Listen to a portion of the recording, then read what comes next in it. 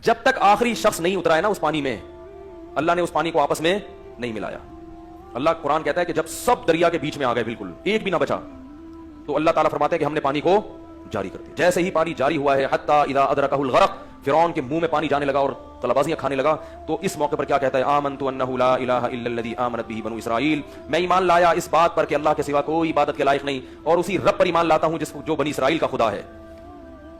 قرآن کے الفاظ ہیں الآن وقد عصیت قبل، اب ایمان لا رہا ہے، اس سے پہلے تو اللہ کی نافرمانی کرتا رہا. اب تجھے دو سزائیں ملیں گی، ایک تو جہنم کی آگ ہے، یعرضون علیہا غدوا وعشیا، صبح بھی تو جہنم کی آگ میں جلایا جائے گا اور شام کو بھی تو جہنم کی آگ میں جلایا جائے گا. یہ قبر کا عذاب ہے، برزخ کا. ویوم تقوم الساعہ، اور جب قیامت قائم ہوگی تو جہنم کی آگ ہے. ادخلوا آل فرعون اشد العذاب، حکم دیا جائے گا کہ فرعون کو اس کے آل اور اہل و عیال سمیت اس سے بھی زیادہ سخت عذاب میں ڈال دو، ہمیشہ ہمیشہ کے لیے.